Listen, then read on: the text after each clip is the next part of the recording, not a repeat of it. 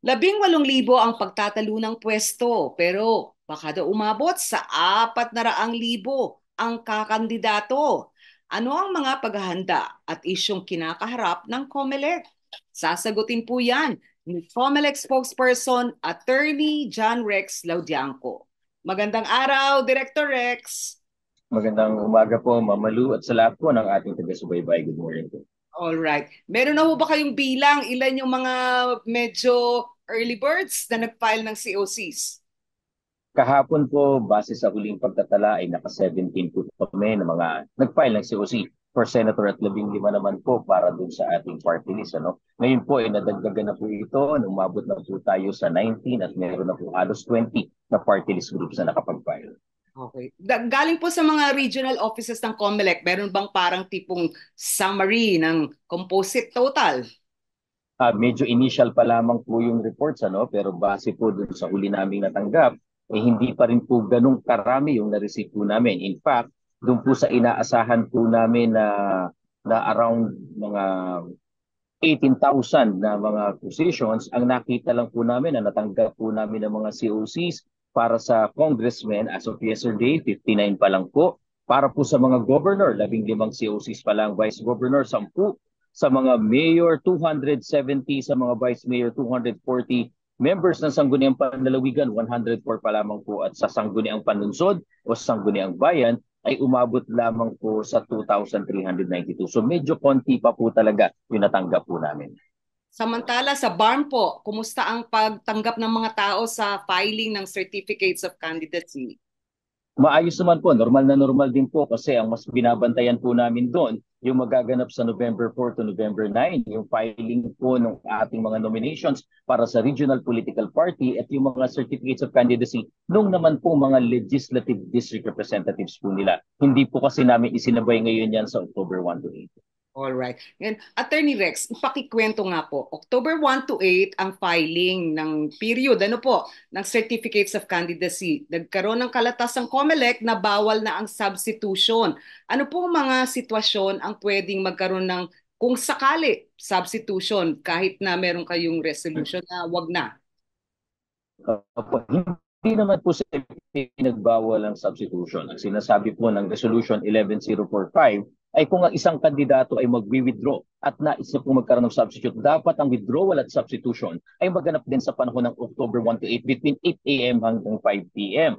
Dahil po pag nag-withdraw ka po ng October 9 onwards, papayagan ka naman mag-withdraw, matatanggal ka sa listahan, pero hindi na po papayag ang COMELEC na magkaroon ka ng substitute. Kasi October 9 onwards po, ang papahintulutan na lang na magkaroon ng substitution ay yung dahilan ay either namatay, na-incapacitate, or na-disqualify yung original na kandidato. Yan lang po yung pagkakataon na papayag kami na magkaroon ng substitute. At may second condition po yan. Kailangan kapareho po ng apelyido, same surname rule ang i-apply po namin. Regardless kung magkamag-anak o hindi, basta importante po, same surname po. Okay. Paano ho ba nagkaroon ng ganitong posisyon ng COMELEC? Ano ba yung iniiwasan ninyo? Yung mga gimmick dati na parang naka-standby o parang sit-in for certain positions yung ilang kandidato and later on papalitan? Ganun ho ba? Tama po, ano? Tama po, Mamalu, no? Yan nga po yung nakita namin kasi nagkakaroon po ng upward tick sa paggamit po ng placeholders. Marami po kasi dahil alam naman po natin, lalo na yung mga appointed positions. O kaya po yung mga kahit na nasa elective positions, pero ayaw nilang malantad kagad na kakandidato sila, iba muna yung nagpa-file. Placeholders po ang tawag dyan. And then hihintayin nila yung last day na pinapahintulutan ng COMELEC and substitution, tsaka po magkakaroon ng withdrawal and substitution. Hindi na po papayagan ng COMELEC yan ngayon. Kasi nakakalito po yan sa ating mga kababayan. And in the first place, tumatagal lalo ang paghahanda ng COMELEC. Ang habol po kasi ng COMELEC dito, matapos ka sa listahan ng mga kandidato at nang sa gayon, by December, makapagpunta na po tayo ng balota. All right. Ngayon, yun hong kaso ng sinabi ng Supreme Court na TRO kayo, ano po, lahat ng magfa-file kung appointive officials, dapat considered resigned. Ganun ho ba? Tama po, Mamali. Ganito po yan, Mamalu. No? Ayon po sa Okay. Section 11 ng Resolution 11045, lahat po na magpa-file ng COC na elective na humahawak ng elective post ay hindi po sila automatically resign dahil po may mandato silang tapusin ang kanilang termino. Pero kung ang magpa-file po ng COC ay appointive position ang hawak automatically resign po siya. Ito po, dito po nagkaroon ng pagbabago. Noong una po kasi, ang ruling ng COMELEC, dahil ang pagtingin namin, ang kandidato po talaga ay hindi naman ng nominees, kundi yung party list group. So ayon sa Section 11 ng Resolution 11045, ang mga nominees kahit na may appointed position sila na may hawak, ay hindi rin po sila automatically resign. Gaya rin po ng mga may hawak na elected positions na manonominate din sa party list. Ngunit nga po dun sa budget hearing, kami po ay humarap sa Kongreso at Senado at mariin po ang panawagan doon na dapat automatically resign sila. So nireconsider po ng COMELEC at tinignan din po namin yung desisyon ng Korte Suprema na bagamat ang party list group ang kandidato. Pero tignan niyo kanino lumalapat yung 3-term limit rule. Doon din po sa nominado na umuupo. At dahil po dito, inilabas ng COMELEC ang Resolution 11065 kung saan binabago na namin yung naunang na-question na yan. Kaya ngayon po, ang rule, consistent na rin sa dati. Kung ikaw ay nominado ng party list, kasama ka dun sa 10, elective position ka, hindi ka automatically resign. Pero kung appointed position ang hawak mo, ikaw ay automatically resign. So bago pa po dumating yung TRO, ay nabago na po ng COMELEC ang resolution. Kaya po kung ang tanong, anong impact po sa amin ito, eh wala naman po gano, tuloy-tuloy lang po at nasunod naman po namin, naalin na po kami sa intensyon ng Supreme Court. Pero dun ho sa mga ahensya ng executive branch, ibig sabihin, yung mga appointee na tumatakbo, may ilan na gustong maging senador, ano po, sila po ba'y considered automatically resigned from the position? Tama po, Mamalu, no? Sila po ay automatically resign whether regardless kung magpa-file po sila ng resignation by virtue of the operation of law, paglagak po ng COC on the same day. Punta po tayo dun sa mga nag-file na ng COC at mga ilang kandidatong parang tila may pangamba yung mga tao. Halimbawa po si dating Mayor Alice Go. Ang trabaho po ng COMELEC, ipinaliwanag ninyo, ay ministerial lang, natanggapin. Pagka siya ay gustong kumandidato, the right to vote and be voted, dapat irespeto. Pero sa sitwasyon ni dating Mayor Alice Go, meron ho siyang parang suspension or review ang COMELEC na ano po, pwede pa ho ba siyang kumandidato o mag-file ng COC? Ayon sa Section 76 ng Omnibus Election Code, wala po kami gawa kung may maglalagak ng COC, anuman po ang katayuan niya, disqualified man siya, hindi man siya qualified, anuman po yan, kailangan po namin tanggapin. Wala pong kapangyarihan ng COMELEC na mag-pre-evaluate, mag-reject o kaya mag-deny agad-agad ng COC. Pero hindi po ibig sabihin kasi na pag ikaw ay naglagak ng COC sa amin at tinanggap namin ito, ay automatic na lehitimong kandidato ka na. Katulad po ng inyong nabanggit na sitwasyon, meron po siya mga kinakaharap na kaso. Bagamat ngayon po ang mga kaso ay wala pang ruling, wala pa pong final decision yan. At kahit nga po magkaroon ng desisyon, hihintayin po natin maging executorial, ay hindi ibig sabihin na lusot ka na. Dahil nga po kapag ikaw nakapaglagak ng COC, kahit pa ma-proclaim ka, basta pending ang kaso mo sa COMELEC, ay pwede ka namin mapababa sa posisyon. At isa pa nga po, kung titignan nyo, meron pong criminal cases na kinakaharap siya. Tandaan po natin, isa sa accessory penalties ng criminal cases na nakasampa sa kanya, ang penalty dyan, perpetual disqualification to hold public office. Kaya po yan yung mga bagay na kinoconsider natin na dapat naiisip din ng mga tao, may mga kinakarap. Kaya nga po isang innovation, Mamalu, kung makikita nyo po, no, mula noong 2019, tignan nyo po, dati yung likod ng COC, wala pong nakalagay dyan. Pero mula po noong 2019, nilagay na po namin ng box dyan. Pinapasumpaan namin sa nagpa-file ng COC anong kaso ang kinakaharap mo at ano ang estado niyan. Ang purpose po niyan kasi ay para malaman ng ating mga kababayan, merong full disclosure sa estado ng mga kumakandidato po. Yun yung evaluation, halimbawa, nung nakaraang barangay election, although dahil specific ito, no, sa lokal, pinakamababang antas ng halalan, mga lagpas 1 milyon yung nakuha ninyong COCs. Ngayon po ba, sa midterm, national and local elections na to, mga ano ho yung indicative number ng mga nakukuha ninyong nagpa-file ng COC?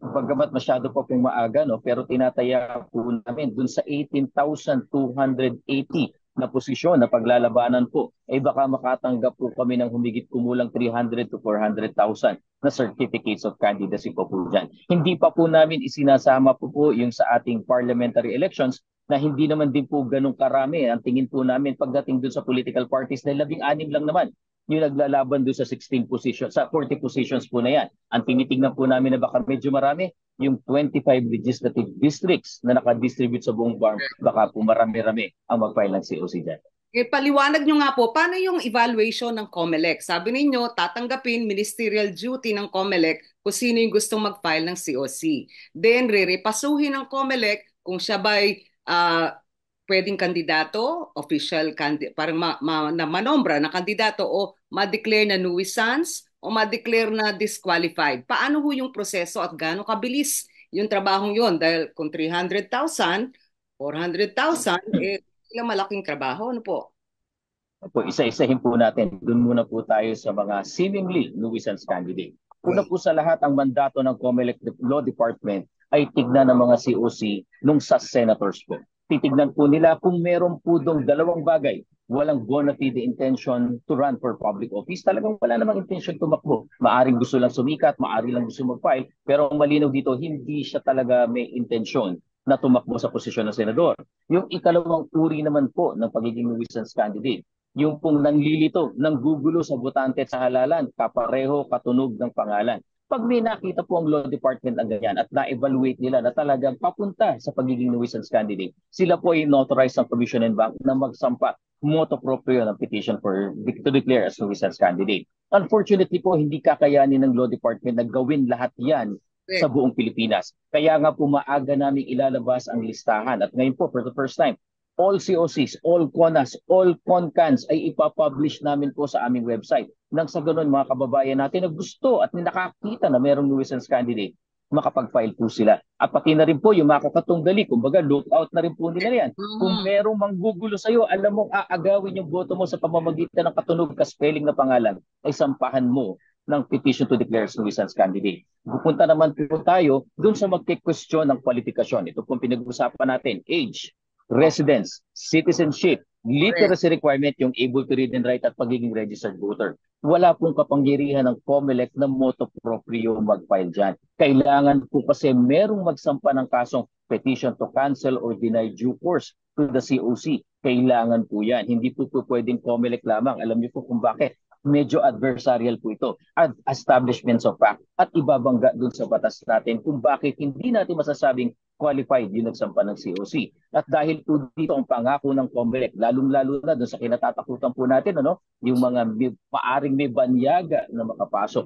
Kaya nga Mm. rin po maaga namin ilalabas ang COC kung meron po kayong hawak na ebidensya. Kung may nakikita po at may hawak din kayong informasyon, abay sampahan po natin ng petition to cancel COC yan. And lastly, yung po namang mga disqualified. Ang mga disqualification po kasi nagugula yan, yung na-judge na po sila na disqualified. Meron ng ruling ang either ang court, ang tribunal, or ang COMELEC na sinasabing disqualified na sa pagtakbo ito. Ang gagawin po ng Law Department dyan, susuriin po namin yung Mm. mga COC na tinanggap. At kung meron po kaming makita na naisampa, agad-agad po isasampa ang petition for disqualification. At meron pa nga pong isa yan, mamaluno, na kung matatandaan niyo po hindi nakapagsumite ng 2 beses ng SOSE. Ang pataw po kasing parusa dyan, aside from the fine, ay perpetual disqualification din. So ang gagawin po namin dyan at sa tulong ng Political Finance and Affairs Department ay magkakaroon kami ng administrative cancellation ng kanilang Correct. COC dahil COMELEC na mismo ang Correct. nagpapatupad ng disqualification. May isa pa po, Mamalu, may isa pa pong angulo dyan na tinitignan din ng COMELEC. Yun namang pong mga napatawan din ng Office of the Ombudsman ng Na, mga desisyon na immediately executory disqualified. Kasama rin po yan sa mga aming sasampahan ng petition for disqualification nang sa ganun matanggal po silang lahat sa listahan. okay. Yun hong na-disqualify dahil sose ng dalawang eleksyon ay hindi nag-file. Alam ko po, meron kayong listahan, ano po, kaya lang talagang medyo malaking trabaho uli mula from PIFAD to Law Department, yung administrative review, at yung desisyon ng NBank, ano po. Tila mahirap po yatang ilabas lahat yung listahan na yon. Pero may mga nakaraang eleksyon na na-DQ na, perpetually disqualified, nakatakbo pa rin dahil hindi alam ng taong bayan na na-DQ na. Paano ho yun? Yung transparency na sinasabi ninyo, pwede bang iladlad lahat? Kahit administrative case pa lang ang level ng mga Ay, taong to. Opo, ito naman po, nagkakaroon naman po ng listahan na nilalabas ang COMELEC dito. Bukod pa nga po na sa kami na yung nagpa-file. And by the way po, totoo po yan. Meron po talagang nakatakbo pa. Pero ang reason po kasi noon, nang nakita namin, ay may pending appeal sa Supreme Court. May pending appeal sa desisyon ng Ombudsman. May pending appeal mismo sa desisyon ng COMELEC kung saan sinasabi sila disqualified. So sa mga punto po niyan, hindi po namin maisakatuparan, hindi namin ma-implement dahil hindi pa po final and executory. So ito po yung napag-uusapan natin kanina. Kailangan hindi lang final, kailangan final and executory ang decision. Correct. So mula COMELEC, administrative ang inyong case, di ba po? Pwedeng pumunta yung kandidato sa korte at i-challenge yung COMELEC decision. So parang tila wala na hong tigil ang prosesong ito kung sakaling mag-question yung mga kandidatong na-DQ. Pero actually bad ang record sa pag-file ng SOSE, ng campaign finance reports. Tama po yan. Ano? Kaya lang po, yan po kasi ang proseso dito sa ating jurisdiction. Kailangan talaga may due process. Hindi naman po kasi automatic lahat. Binibigyan po natin sila ng pagkakataon. May silang karapatan, may pribilehiyo sila under the rules of court na umapila sa Supreme Court. Kung titignan nyo po, ang mga desisyon ng COMELEC po, hindi na po dumadaan ng Court of Appeals. Diretso po kami sa Supreme Court kasi meron pong pagbibigay ng kumbaga po priority sa election cases. At nakakatuwa naman po sa Supreme Court kasi lagi po itong nangyayari. Pinaprioritize po talaga ang election cases. Kaya nga po, doon sa mga desisyon, doon sa ating nabanggit, nuisance candidate, cancellation of COC, disqualification, maaga po namin sila natatanggal dahil ayon po sa COMELEC Rules of Procedure, kapag naibaba po namin ang desisyon, sa loob ng 5 araw ay hindi ka nakakuha ng TRO mula sa Supreme Court, i-execute na po namin yan. At nakakatuwa naman po kasi sa ating Korte Suprema ay minamadali po talaga nila. So ang nangyayari po talaga, yung lamang dapat mabigyan ng TRO, yun lang po yung nagkakaroon. The rest po talaga, maganda po ang batting average namin. Yung hindi na issue ng TRO ay talaga pong kinakatigan ng Supreme Court ang desisyon ng COMELEC. Ngayon, pinapanigan ng desisyon ng COMELEC pero sa isang issue, tila hindi kayo masaya. Ano po? Yun yung pagkonsidera na sino ang kandidato. Ang sabi ng Supreme Court, Peñera, ano po, case, hindi dapat bilangin yung gastos ng isang kandidato, mga ads, political ads, na sandamakmak na ngayon pa lang pero hindi pa sila nabibilangan ng campaign spending dahil hindi pa sila kandidato kung hindi pa nagsisimula ang campaign period. Hindi yata masaya ang COMELEC doon. Ano po, ruling ng Supreme So, Court. at hindi lamang din po yan ang issue dyan, Mamalu. No? Ang isa pang issue dyan ay yung premature campaigning. Hindi po Correct. namin mailapat yung mga rules ng campaign. Hindi namin sila mabawalan sa paglipana po ngayon. Mula ngayon, ito bago mag-file ng COC, kahit na nag-file ng COC. Pero in fairness po sa ating kataas-taasang hukuman, hindi po nila kasalanan yan. Dahil sila po ay nag-interpret lang ng Section 15 ng Republic Act 8436 na inamyendahan ng Republic Act 9369. Doon po kasi nag-ugat ito. Malinaw po kasi sa provision ng batas na yan na ang sino mang naglagak ng COC ay hindi pa maituturing na kandidato except on the day 1 of the campaign period. So kung titignan niyo po, hindi po kasalanan ng Supreme Court. Kaya sila naman po ay tagapag-interpret lang ng totoong meaning ng batas. Yun po yung batas eh. Kaya nga po, kung makikita niyo po, ang COMELEC sa lahat po ng move na amyendahan, yung parte na yan ng 9369, ay sumusuporta po kami dahil mas gusto po namin yung patakaran doon sa Omnibus Election Code na ginagawa natin sa barangay SK elections. Paglagak ng COC, automatiko kandidato pa. Punta tayo sa isa pang topic. Itong political ads, yung sinasabi nga ninyo na paano ho yun? Wala ho bang recourse ang publiko na magbilang ng gastos nila or ang COMELEC? Kasi tila mahal ang 1 minute ad, 30-second ad, milyong piso ang halaga. Opo, sa ngayon po, tali po pare-pareho ang ating kamay dahil ang number one element po para maituring na partisan political activity yan na matatali dun sa mga aspirante ay dapat merong kandidato. At dahil nga po bunsod ng Section 50 na yan ng ating Republic Act 9369, wala pang kandidato, wala pa pong maituturing na tahasang pangangampanya. Pero asahan niyo po, Mamaluno, pagtungtong ng February 11, 2025.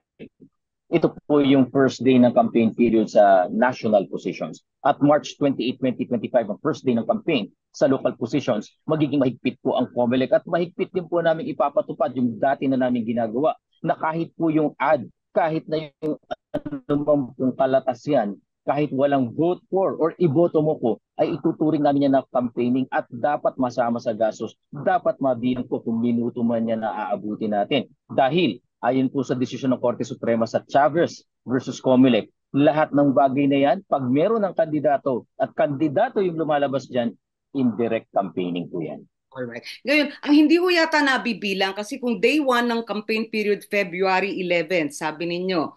Pero pagtungtong ng unang araw ng kampanya, parang tila handang-handa yung mga kandidato. Ito po yung mga production ng mga audiovisual political ads nila, ano po. At sa totoo lang, ibig sabihin, matagal na silang naghanda, matagal na silang gumastos. Hindi naman pwedeng magic, day 1, bigla silang may political ad. Hindi rin naman pwedeng magic na day 1 nakapag-reserve sila ng advertising slots. Ano po? Yun po ba hindi dapat ibilang o i-report para man lang makita kasi medyo mahal ho mag-produce ng mga political ad. Actually, mamalu bilang po yan. Ano? Kasi kasama po nilang i-report dapat yung gastos po sa production yan. Tama po kayo, maaring hindi pa campaign period nung ginawa yan. At ganoon naman po talaga, ginagawa po yan. Pero patungkol po yung gastos na yan dun sa ad na makikita natin on the day 1 of the campaign period. So ang bilang po dun, kasama na yung gastos dun dahil yung, hindi lang yung pag-i-ere, kundi yung pati yung production. Nung gastos po yan yung total expenditure for the production and airing of the ad ay kasama po yan. And in fact, yung mga kasama po nila mga advertisers, yung kasama po nila doon sa inirehan yan, ng mga ads na yan, ay obligadong magsumite ng contracts and receipts sa COMELEC. Sir, yung sa social media, may bagong resolution ng COMELEC, pero ngayon pa lang may social listening o merong profiling ng mga botante online, mga influencers na pwedeng matap. Ano yung ginagawa ng COMELEC? Yun ba'y minomonitor nyo rin? Opo. Ganito po, ayon po dun sa Resolution 11064, ay inoobliga namin under the resolution lahat ng kandidato na irehistro ang kanilang official social media accounts na gagamitin po para sa pangangampanya. Okay. So ang mangyayari po dito, ang titignan namin at babantayan namin lalo ngayon ay kung merong maire-report pa sa amin, muli po binubuksan ng COMELEC ang channels namin, ang mga pinto namin para sa ating mga kababayan, sa mga stakeholders groups, na i-report po sa COMELEC yung mga makikita nilang social media accounts na ginawa talaga para mangampanya. Kasi kailangan po tayong magkaroon ng distinction. Hindi naman po pinipigil o sinasakal ng COMELEC ang karapatan para magpahayag ng saloobin o ng suporta. Pero kung tahasan pong gagamitin sa pangangampanya, kita naman po yan yung recently created. Tapos ang makikita nyo po ay talagang walang ginawa kundi mangampanya. Dapat po ito ay ma-regulate. Kaya nga po kailangan ang lahat ng social media channels na yan ay maparehistro. Ano ang consequence kung hindi po maipaparehistro sa COMELEC yung mga channels na yan? Kami po ay gagawa ng hakbang para po maipa-take down ang mga channels na yan. At strictly po nababantayan ng COMELEC yan dahil po katuwang na namin ang mga social media platforms, ang Meta, yung Facebook po, yung Google at yung Alphabet. Nakapagpirmahan po kami ng 11 commitments doon pa sa Portugal, sa tulong po ni Commissioner Celis. At hindi rin po sila pumapayag kasi na magamit ang platform nila sa maling uri ng pangangampanya. Pwede po yung pamamahayag, pwede po yung pangangampanya, pero dapat po ang pinagkaisahan namin, sumusunod dapat sa election laws and regulations. May isa pa po kami binabantayan dyan, Mamalu, yung maling paggamit ng teknolohiya, specifically deepfake. Kaya nga po kailangan lahat ng ads na magkakaroon ng enhancement o ipoproduce through the AI, kailangan may watermark yan, merong nakasaad dyan na ginamitan ito ng AI. Otherwise po, ituturing namin na election offense ang paggamit ng AI ng mali, lalong-lalo na yung deepfake. Section 261Z11 ng Omnibus Election Code, ang pagpapalabas ng maling impormasyon para guluhin ang halalan. At hindi lang po yan.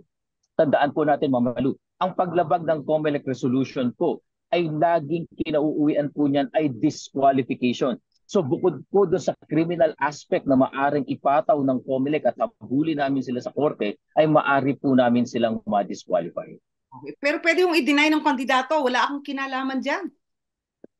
At expected po namin yan. Kaya nga po sa pamamagitan po ng mga platforms na katuwang namin, ay matitrace po namin. At hindi lang po yan, pagtungtong po ng ating election period, deputized na po ng COMELEC ang NBI, ang PNP, ang DICT, ang DOST, pati na rin po ang NTC at pagtutulong-tulungan po namin na matrace lahat yan. Opo, we're not in a perfect world. Hindi tayo nasa ideal situation na 100%. But we have to start, we have to do something. At gagawin po ng COMELEC ang lahat na makakaya namin, gaya ng laban namin po sa vote buying at vote selling. Alright. Kung nabanggit niyo yung vote buying, paano ho yung mga galing sa e-wallet? Alam ko, nung barangay elections, naghigpit kayo dito, ano po?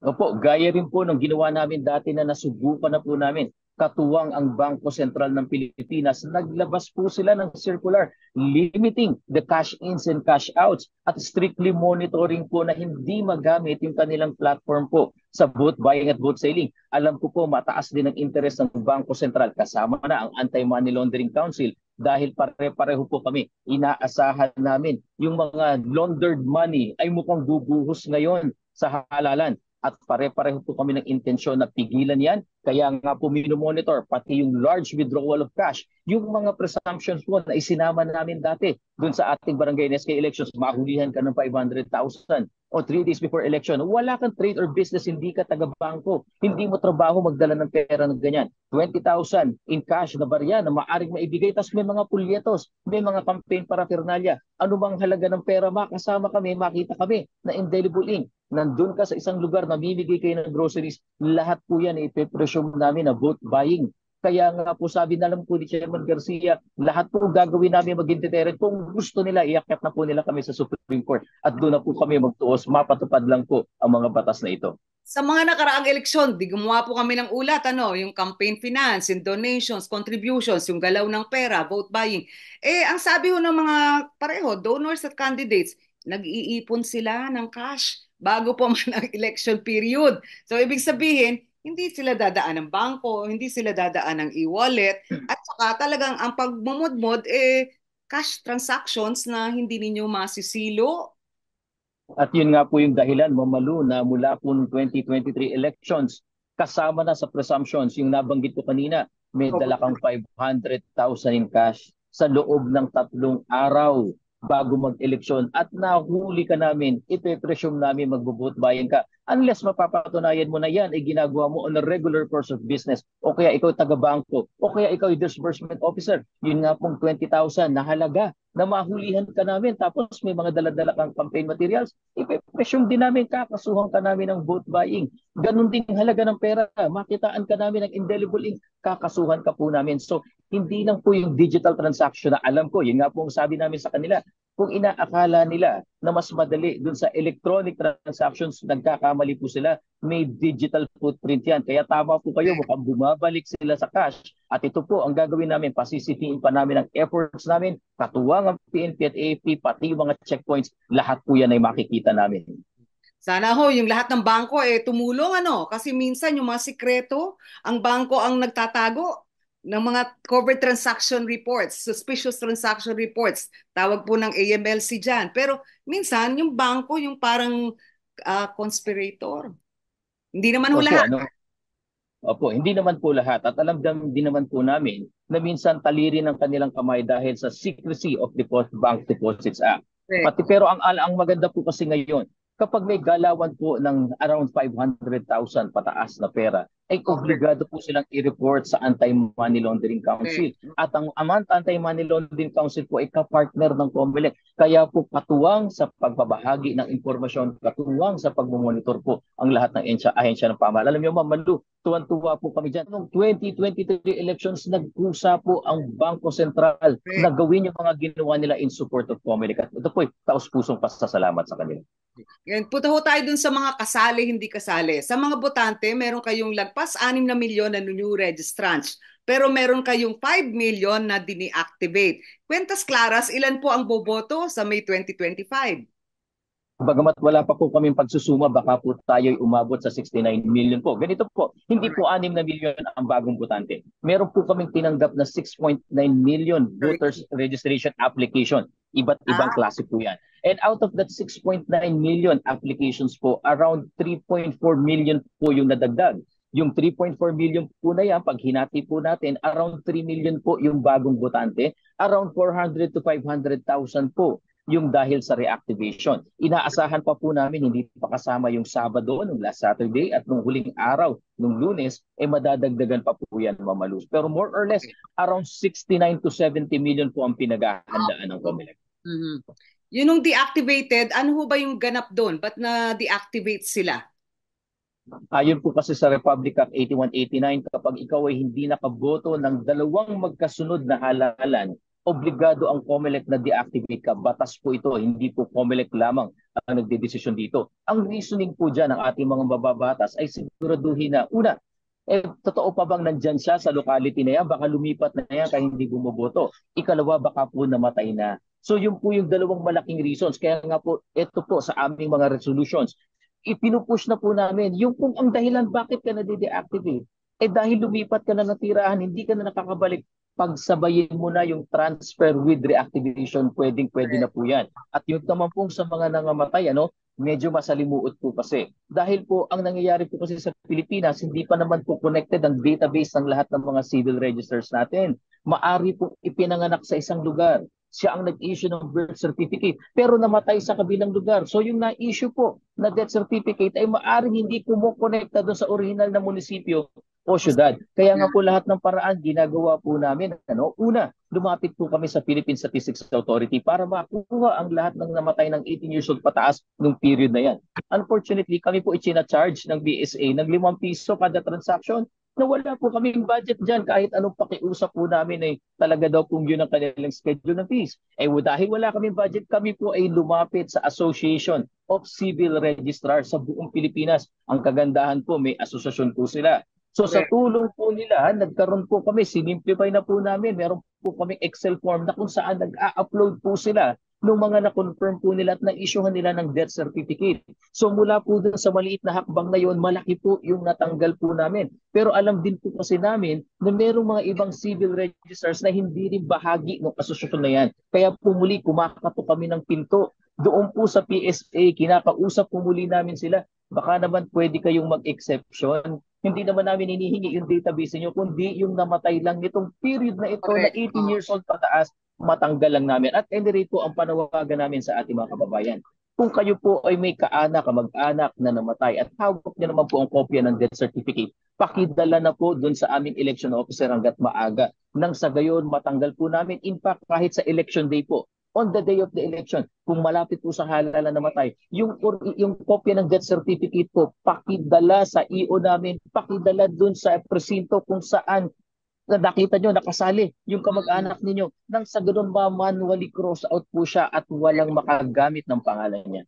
Pero maganda hong plano yan, kaya lang parang tila malaking pangarap kung meron nga hong mga fake na birth certificate o walang birth certificate. At tila hindi ho yata kumpleto sa pagkaalam namin sa PSA yung death registry, registry of deaths. Kasi hindi naman lahat nakakatanggap ng death certificate o kaya namamatay sa mga sakuna encounters na displace o kaya talagang na EJK. Kasama po yung mga yon na medyo problematic kung death certificate ang hahanapin natin o registry of deaths. Ano po? Tama po kayo. Pero pasasaan din naman po, alam ko po, gumagawa rin po sila ng pamamaraan para makarating po ang impormasyon sa COMELEC. Dahil po ayon po sa Omnibus Election Code, talagang tungkulin po ng mga civil registrars, sila lamang po ang makapagbibigay sa amin ng impormasyon patungkol dyan. Ito po ay talagang sinusolusyonan naman po ng COMELEC. Correct. Ngayon, kung merong patay at buhay na botante o deactivated at bagong rehistro o nagrehistro muli, meron ding mga party list groups. Ano po? Na tinanggalan ninyo ng accreditation, 42 po yata yon, pero may bago, 41 po yata ang nadagdag ninyo na accredited. Pakipaliwanag nga ho yun. Bakit ho may natatanggal sa listahan pero may mga nadagdag? Ano yung basis ng desisyon? Una po sa lahat, bago po tayo pumasok po dito sa serye ng 2025 elections, meron po tayong listahan na ng party list. At tama po kayo, meron pong 42 na katatanggal lamang o deregistered. Ang dahilan po dyan kasi sabi ng Republic Act 7941, kapag ang isang party list group, una, hindi sumali ng dalawang halalan. O kaya po ay sumali ngunit 2 beses na natalo at hindi nakakuha ng seats, dapat po sila i-register. Ang reasoning po ng mga babatas natin dyan, at dahil nung sila nagparehistro sa COMELEC, chinek po meron silang kinlaim na constituency. May kinlaim sila na sektor na nire-represent nila na kanakandang bumoto at magluklok sa kanila. Kung hindi po sila sumasali sa halalan, paano nila masasabing nire-represent nila ang sektor? Kaya nga po sila binuo para i-represent yung sektor na yan. Ikalawa, sumasali man sila sa halalan, ngunit hindi sila nakakakuha ng mandato. So ganun din po ang question. Paano mo masasabi na kayo ang representative nila nang hindi nila kayo binoboto? At yun ang dahilan kung bakit tinatanggal po natin sila. At batay po dyan, yung pong sa 122 na existing na party list, nagdagdag po ang COMELEC ng 42. May na-accredit po kasi recently na 42. Ngunit so dapat po dyan, so dapat po ay umabot tayo sa 160 plus something. Ngunit may 4 po na political parties na gustong sumali sa party list system of representation, ngunit ang tinail ay simpleng manifestation of intent. Sabi po kasi ng ating desisyon sa atong paglaom, hindi pwedeng simpleng manifestation ka lang. Kailangang mag-file ka ng petition for registration for and in behalf of the party list wing ng political party or coalition. At dahil doon hindi po namin pinigbigyan yung 4 na yan, so ang inaasahan po natin na magra-raffle po tayo, Mamalu, ang makakasali na sa ating party list elections, October 18 raffle, 160 na party list organizations. Ayun, na-mention niyo yung mga political parties, kasama ho dun sa mga party list law, no? Pwede ang political party magpa-accredit or magpa-register ng kanilang party list. Pwede rin coalition of political parties. Tila nagiging malasado ho, yung batas. Kasi parang anong nangyayari, yun yung observation ng mga tao. Mga politiko ang nagiging kinatawan ng mga party list o mga anak ng politiko o mga kamag-anak ng politiko o yung mga bench warmers. Yun yung parang nakatatlong yugto na sa House, punta naman ng party list. So, parang na-capture ho yata yung party list system? Una po sa lahat, 4 po talaga ang pinagbumulan ng party list group sa atin. Una, yung sectoral groups, yung mga established sectors yan, fisher folk, urban poor, women, children, yan po yung mga bagay na yan. Ikalawa, yung sectoral organizations na pare-pareho ng interest o pare-pareho ng physical attributes, yung mga PWDs, professionals, lawyers, group of engineers, yan po yan. Ikatlo at ika-4 po yung political parties at coalition of political parties. Yan po kasi ay nasa batas. Bagamat po, kung matatandaan ninyo, Mamalu, sometime in 2013, nagkaroon ng sariling move ang COMELEC na i-deregister ang napakaraming party list groups dahil ang ginamit po namin doon, ang dapat nire-representahan nila ay mga sektor. Ngunit nakita po namin na practically yung mga grupo ay nire-represent din yung mga regions, yung mga lugar na meron ng legislative district representatives. Ang dami po namin din-register at inakyat po kami sa Korte Suprema, talo po ang COMELEC. Ang sabi po ng Supreme Court, hanggat nandyan yung batas, Republic Act 7941, ay talaga pong makakapasok sila dahil yun yung intensyon ng ating batas. So kita niyo po, Mamalu, hindi naman po natin maisisisi sa Supreme Court, talagang yung batas ang pinag-uugatan. Kaya nga po nagkaroon ng ilang bills, ilang moves, at ilang pag-aaral, mga technical working groups para amyendahan at bumalik sa true essence ng party list, yung intensyon na yan. Ang COMELEC po ay sumasali dyan. Hindi kami nag-oppose na, kami po bagkus, talagang sumusuporta po kami at naghahain din po kami ng aming mga recommendations. Unfortunately po sa lahat ng galaw po na yan, walang nagmaterial na batas po. Correct. So hanggat ganyan po yan ngayon, tali po muli ang aming kamay. Alright. Wala ho bang bilang ng mga sectoral organization members o sector members? Kasi tila ho minsan yung siguro mga kung ano-ano, parang nagugulat ka tuloy, parang everybody could be a party list applicant. Tama po, medyo malawak po talaga ang saklaw ng intendment ng Republic Act 7941. Kaya nga po kung ano-anong sektor ang nakakapasok. And in fact, yun lang po sa pagpapalawig mula doon sa sectoral group, yung pong nabanggit mong ikalawa, yung sectoral organizations, pare-pareho po ng mga advokasya, pare-pareho ng physical attributes, talaga pong marami talaga makakapasok dyan. Kaya nga po, in contrast to the Bangsamoro parliamentary elections, kami po ay tuwang-tuwa. Alam niyo po kung bakit. Kasi po, yung pong sektor ay malinaw na kung sino yung nire-represent nila. In fact, may mga bagay po na kailangan nilang sundan. Una, dapat 30% po ay merong representation ng kababaihan. Bawal ang magkakamag-anak to the second degree. doon sa mga kapwa nominado kahit pa doon sa sariling organization o sa kabilang organization kasi maaari silang mag-branch out Correct, ng dalawa. correct. Ganun At po. meron, Kaya po, mm, opo, kahit membership ng political parties, may bilang sila, ano po, na dapat, 10,000 po ang correct. minimum na number nila. Kaya nga po hindi na-dilute yung magiging regional political party elections nila dahil 16 lamang po ang nakapasa.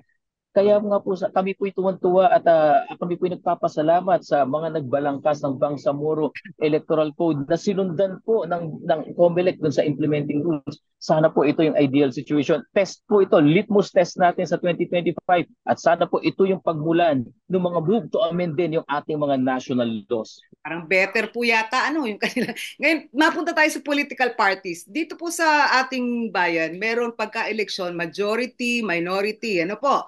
Sila po yung may access sa ER, ano, election documents. Pero ang problema ho, sa nakaraang mga eleksyon, nauso yung mga asosasyon, koalisyon, a groupment. Hindi naman sila talaga tunay na political party pero nakakawing sa president in power o sa parang namumuno o nasa poder ng mga national officials. Paano ho ba yung totoo doon? Kasi huli naming tiningnan noong 2022, mga 200 halos ang political parties. Kahit na yung iba ay mga sinauna pa. Ito naman po ay bunsod ng ating constitution, yung tinatawag na freedom of assembly and freedom of Correct, association. Hindi association. hindi Opo, hindi naman po namin sila mapipigilan na kung gusto nila magsama-sama bagamat iba-iba yung kanilang political parties o sabihin pa natin na very loose alliance. Wala naman Correct. po nakikita ang pagkakamali ang COMELEC dyan. Kasi naman po, ang pagdating po sa amin, ang kinikilala lang po namin ay yung mga registered political parties at registered coalition of political parties. Hindi po kung mapapansin nyo dun sa balota, hindi naman po nasasama yung mga pangalan ng mga grupo na yan, Coalition. bagamat nagsasama-sama sila. Opo, unless registered nga po sila na coalition, na in the first place, dapat nagmula sila na registered political organization sila. Hindi ka po kasi baka pagko-coalition kung hindi ka registered political party or organization in the first place. So pagdating po dyan, ay wala naman pong impact dun sa amin yan. Pagdating sa mga proseso ng COMELEC, maaari pong malaking impact sa ating mga kababayan dahil yun po yung nakikita nila. Pero pagdating po sa mga karapatan, mga responsibilities, mga obligations ng political parties ay hindi po sila kasama. Alright. Pero sir, nung 2022, nung sinilip namin yung campaign finance reports, ano po, yung mga partido na parang dati parang tulog na o dormant o napakaliit. For example, Partido Federal. Bigla-bigla, pati yung mga ibang grupo, ano ho, yung Lakas, CMD, parang mas malalaki siya. Nationalist People's Coalition, Nationalista Party. Pero ang parang naging lagakan ng napakalalaking pera, milyones, itong mga political parties hindi yung mga kandidato. So it would matter kung dormant o parang sleeping giant ba o sleeping elf na political party. Suddenly, ang dami mo na kolektang pera, merong problema doon. Di ba po? Opo. Hindi naman po sa nakikita namin problema, ngunit inaasahan po namin talaga, yan naman po kasi ang silbi talaga ng mga political parties and organizations. Kaya nga po pagdating sa expenditure limit natin, independent candidate 5 pesos, mas malaki. Yung may mga political parties, bakit 3 piso lamang sila? Dahil lang dahilan po dito, yung political party po ay meron ding expenditure limit. Pwede silang gumastos para sa kanilang kandidato ng 3 piso rin po. So all in all po, pag ikaw may political party, parang 6 pesos po yan practically per registered voter. So ito rin po talaga kasi yung prinsipyo ng ating paggagawa ng mga political parties na merong makinarya sa likod ng mga kandidato na kumikilos at nagsusulong kung ano man po ang platform of government nila. Kaya po kami, hindi naman po kami nagugulat. Pero balikan ko po yung nabanggit ko kanina, Mamaluno, yung mga dormant na. Meron naman pong ginagawa po ang COMELEC sa pagtataya dyan. Kasi kung meron po talagang national political party na hindi nakakakuha ng mandato ilang sali na wala talaga o kaya hindi nag-field ng kandidato, nagdi-register din po ang COMELEC. Inaasahan din po namin ngayon, nagsusuri na ang dalawang departamento ng COMELEC at maari po na mailabas din kung meron man sila makikita na dapat pang i-register. Alright. Meron kayong annual report na required sila na i-submit by August 31 every year, yung CUs na tinatawag, yung Statement of Update Information, Updated Status, parang gano'n. Ang problema yung mga ganong report, parang hindi pa na-disclose. Minsan sumilip kami sa mga political parties, parang wala yatang tumitingin doon, pero mahalaga sila dahil yung president o yung candidate at yung treasurer ng political party ang merong authority to receive donations and to spend money. Pag eleksyon, ano po? Parang tila mahalaga yung mga taong yun. Kaya lang kailangan malaman sino sila. Tama po, ano? Kaya nga po ngayon ay kinoconsolidate na po namin ang lahat ng information na yan sa isang malaking department. Yung dati pong Campaign Finance Office, yung dating tinatanggap ng Clerk of the Commission, pinag-isa na po namin yan sa Political Finance and Affairs Department. Nang sa ganun, yung submission ng CUs, yung responsibilities ng party treasurer, yung disclosure, yung SOSE, at ito po kasama yung mga pumipirma, yung authorized signatory. Kaya po yung CUs hindi dapat binabaliwala yan. Dahil dyan nagmumula yung authorization ng mga officers. Gaya po nabanggit nyo, tumanggap ng funds, mag-disburse ng funds, mag-report at kasama mag-file ng SOSE. At hindi lang yun. Pati dyan po nanggagaling kung sino po yung mga authorized signatory na isinasubmit din sa Law Department, ma-determine namin, ito ba talaga yung nominado ng political party o bakit nagdalawa sila ng nomination. Tignan natin yung pumirman dalawa, authorized ba sila at pag nag-conflict, wala po. Independent lahat ng kandidato at wala. So ito po yung mga bagay na pinagmumula na isa pang napakahalagang bagay. Non-compliance with the filing of CUs will result into your deregistration. Kaya nga po marami pong parang tila nataranta nung napakahigpit na inimplement ng COMELEC yung CUs na yan. So asahan din po ninyo na magkakaroon din ng report ng TIFAD at ng Clerk of the Commission kung sino ang hindi nakapag-file ng CUs. Alright. At pati yung hindi naman treasurer nung panahon ng halalan pero pumipirma sa mga donations at para spending contracts, ano po, na halal lang after na nung eleksyon. May ganun hong partido. Po. At titingnan po natin yan, Mamalu, no? Basta ang importante po sa amin, una, kailangan ma-disclose ang lahat ng contributions and expenditure. Ikalawa, susilipin din po natin yung mga karapatan o yung obligasyon, pati na rin yung authorization, authorized ba yung nagre-report na yan? Dahil ibinabangga na po namin ngayon yan dun sa CUs kung saan nakalahad ang lahat ng kanilang officers. Sabi nila, Attorney Rex, ang eleksyon sa Pilipinas, dati guns, goons, gold. Ngayon, parang guns, goons, gold, glitter. So, ibig sabihin, kung ikaw ay bagong muka, bagong pangalan na sasabak sa eleksyon, talo ka dun sa mga may pera, may name recall, may projection, at merong makinarya. Paano ho yung pag-asa na nasisilip ba yun ng COMELEC na are we heading towards stronger democracy or parang sabi nila puro lumang tao, yung nandun sa bagong mga partido o koalisyon na nabubuo. Kahit naman sa kabilang parte, ang oposisyon, puro lumang tao din, yung bumabalik-balik sa posisyon. Paano ho yung pagkakataon na ng mga bagong leader o mga meron talagang gustong tumulong at magserbisyo? Is that part of the COMELEC's aspiration kung hindi man mandato? Opo, no, bagamat wala pong karapatan o obligation o jurisdiction ng COMELEC na idikta sa ating mga kababayan na ito tamang boto, ito maling boto, ito dapat iboto, ito hindi dapat iboto, hindi po namin magagawa yan. Buong laya po makaboboto ang ating kababayan kung sino gusto nila. In fact, kinokontra nga po namin yung mga salita na sinasabi, ito bobotante, ito ganyan. Kasi po ang pagboto talaga ay boses yan, kalayaan yan. Ngunit ang efforts po ng COMELEC dito ay bibigay po natin sa ating mga kababayan una ang katotohanan. Kapag ang hinahalal ninyo ay hindi tama ang ginawa mula umpisa, malamang po hindi tama ang gagawin niyang pamamahala sa atin. Kung mamimili yan ng boto, babawiin din sa atin yan. At ang pagboto po natin, dapat ang tinitignan natin, hindi lang yung nakaharap sa atin ngayon, hindi lang yung sarili natin, kundi yung future generations, paano nyo mapapaunlad ang buhay, paano mapapaunlad ang bayan. Unti-unti na po tayong pumupunta dyan. Hindi na po kami nawawalan ng pag-asa. May liwanag naman po, Mamalu. Sa isang probinsya, dito po sa Visayas, meron po kaming nakita na nanalo na gobernador na dating konduktor.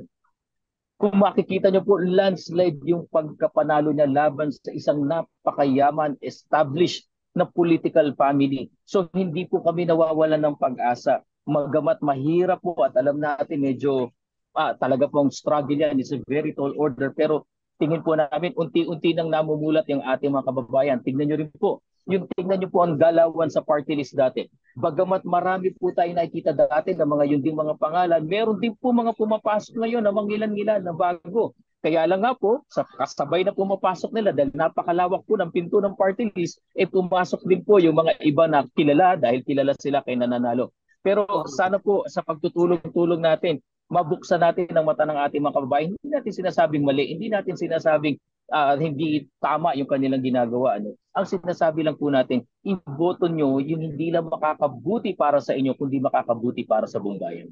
Okay. Sabi kasi nung ibang mga kakilala ko, pagka election daw, tiyempo swerte. Abay, may blessings. Pagka hindi eleksyon, tiyempo muerte, ay may kakapusan ang mga tao. Pero punta ho tayo sa isang specific issue. May nabalita sa isang pahayagan na si Miss Sara Diskaya, na ang family niya ang may-ari nung apat na kumpanyang construction, ano po, kasama na yung St. Timothy Construction Corporation na ka-joint venture ng Miru Systems ang na talaga na in charge sa automated election systems.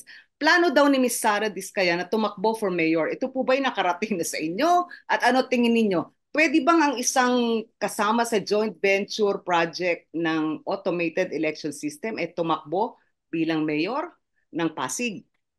Bagamat hindi pa po nakakarating ito at titignan po namin kung magpa-file talaga ng kanyang COC. Yan, dalawang bagay po. Una, magpa-file ba siya? Pangalawa, titignan namin kung talagang kung siya ay kasama dun sa nag-bid sa amin, sa incorporator nga po. Ano? Ang importante lamang po dito talaga ay meron disclosure. Ang importante po may limitations din yung kanilang mga roles and functions kung sakali man po nakasali sila doon sa nag-bid nga po sa amin. Ano? At ito po ay papaaral namin sa law department. Ano ba ang impact nito doon sa kontratang kinakaharap na maaaring kasali po yung kanilang korporasyon? Mai-influensyahan ba nila? Definitely not. Yan po, hindi kami papayag dahil ngayon po kung makikita nyo, dinevelop lamang nila ang sistema. Nag-provide sila ng machines pero COMELEC na po ang may hawak. Wala nga po kayo nakikitang Koreano nagde-demonstrate ng ACM. Kami po, ako po mismo ang nagde-demonstrate kasama si Chairman Garcia. So ito po yung mga aaralin po namin, ano po ang impact nito at kailangan din po na meron din po disclosure talaga mula sa kanila na nagawa naman po nila nung nag-bidding po tayo. No? Unfortunately, yung bidding po natin nagaganap yan bago itong filing ng COC. So tignan po natin ang mga kaganapan. Okay. Tapos ano ho ang mga next steps yung plano? Kasi gusto ninyong bantayan ang online social media campaigning, ang mga deepfakes. Gusto ninyong bantayan yung pagbumudbud ng pera sa mga e-wallet at sa mga bangko. Pero gusto niyo rin hubang bantayan yung mga contributors na hindi nagbibigay ng report sa COMELEC pag dapat sila yung mag-report din ano po. At mga contributors na napakalalaki ng halagang ibinibigay sa mga kandidato. Ay opo, kaya nga po kami nananawagan sa ating mga kababayan. Kung makikita niyo po ang kapangyarihan ng impormasyon, marami pong bagay na nagganap sa Pilipinas mula po dun sa gitnang Luzon, dyan sa Bambantarlac, na nagmula sa ating mga kababayan ng impormasyon bakit sunod-sunod na natuklasan ang ilang kaganapan. Ganon din po ang inaasahan po namin. Sana po kung meron kayong hawak na impormasyon na maaring lumalabag sa batas panghalalan sa regulasyon para sa eleksyon, ipagbigay alam niyo po sa amin. Meron po kaming opisina na tumatanggap ng mga ganyang bagay po. Kami po mismo sa Education and Information Department, tumatanggap po kami ng impormasyon at pananatilihin po namin confidential ang inyong identity. Ganyan po ang ginawa namin nung lumaban tayo sa mga EPAL. Yung mga maagang nag-premature campaigning dyan, binigay nyo sa amin ng impormasyon, kami ang kumuha ng ebidensya, kami nag-imbestiga, kami nag-show cause order, at kami ang nagkaso. Hindi namin kayo dinisclose. Ganon din ang laban natin sa vote buying. Ganyan din ang laban natin pagdating sa social media at pati rin po sa contributions and expenditure, samahan niyo po kami sa laban na yan. Mga hotspots po, ano po yung estimate no? Kasi ang Abra, tila umiinit masyado, ano ho, ang sitwasyon. Mga nakailang patayan o motorcycle riding men na mamaril na mga barangay, vice mayor, etc. Gaano kadami ho ang magiging election hotspots kaya? Lalo na't Nako, meron yan ang ating mga partido, ano ho? hindi pa po namin masabi yan, Mamalu, dahil continuing po ang assessment ng ating law enforcement and security partners. And besides po, wala pa po tayo sa election period. So Correct. titignan po natin kung ano po ang sitwasyon na yan. Agad-agad naman po, i-report namin yan, kinakategorize po natin yan, hindi para manakot sa ating mga kababayan, kundi para makita ng kabam ng publiko. Pati po dyan, meron po kami full disclosure and transparency. Ano ang hakbangin ng COMELEC kapag ang isang lugar ay under green, under yellow, yung po habang tumataas yung antas ng ng intensity ng political rivalry. Pag nag-green, nag-orange na yan at pag nag-red, ano ang pwedeng maximum na gawin ng COMELEC? Kami ba'y magte-take over? COMELEC control ba namin yan? Yan po yung mga ilan sa ginagawa namin. Huling tanong, Director Rex.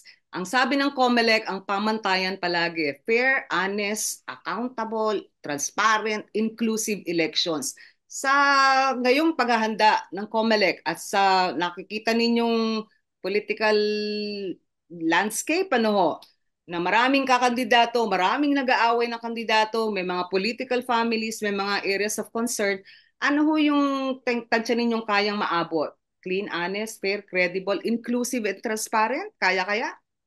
Tingin naman po namin kaya naming abutin yan dahil kung mapapansin niyo po, kami lang po yata ang ehensya ng pamahalaan ng lahat ng kaganapan ay sinasa publiko namin. Hindi lang sa pamamagitan ng pag-iimbita ng mga kapatid sa media, kundi public po mismo. Nila live stream namin lahat. Mula po sa pagbabalangkas ng ating mga pa-procure hanggang sa procurement, hanggang sa award, pati mga kontrata ay nilalabas po namin. So dahil po dito, ine-expect namin, masusunod namin yung aming transparency efforts na enhance naman talaga patungo na pati dun sa aming accountability dahil nakikita nyo po, pinaninindigan at pinangahawakan ng COMELEC ang aming mga ginagawa at tinutuloy po namin yan sa pamamagitan ng pagsusulong ng aming mandato. And lastly, yung pong pagiging inclusive ng lahat ng ginagawa po namin, lahat ng sektor. Dito nga po, first time din sa filing ng COC, nagsama po kami, no, pati ng mga watchdogs at lahat ng media entities ay pinapasok po namin. So asahan niyo po na gagawin namin ito and hopefully po, together with these efforts, kasama po ninyo, kasama ng mga lahat na nakikisa sa COMELEC, higit sa lahat, yung pinaka-importante na bahagi nito, ang ating mga kababayan. Pag nagtulong-tulong po tayo, walang imposible at magagawa po namin ito. Hindi man natin 100% magagawa, hindi man natin perfecto maigagawa lahat, pero makikita po natin ang malaking pagtaas ng antas ng efforts po natin. Alright. At ang panawagan ninyo, ano nga? Makabagong halalan? Makabagong halalan para sa makabagong Pilipino. Ang bago po dyan ay ibig sabihin po niyan ay better automation na talaga naman pong pinakita namin na lahat ng problema na nakita namin dun sa dalawang naunang sistema ay sinusolusyonan namin dito. Pangalawa, better automation, better governance. At kita nyo naman po ang bagong pamunuan ng COMELEC and better opportunities. Lahat po ng pagkakataon ay binibigay natin sa ating mga kababayan. Hindi lamang para kami bantayan. Hindi na po kami nagsasabi ngayon na bantayan nyo kami. Ang sinasabi namin po ngayon, samahan ninyo kami habang naghahanda sa halalan. Pero hindi ho yung kiling sa bagong Pilipinas, ano? Talaga lang pareho yung gamit ng makabago. In fact, ako po yung magkiklaim. Nauna po kami dun sa bago. So maraming maraming salamat po, Attorney, Director John Rex Laudiangco, ang spokesperson ng Commission on Elections. Good luck po sa ating lahat. Maraming salamat po, Mama Lu. Mabuhay ang God bless po.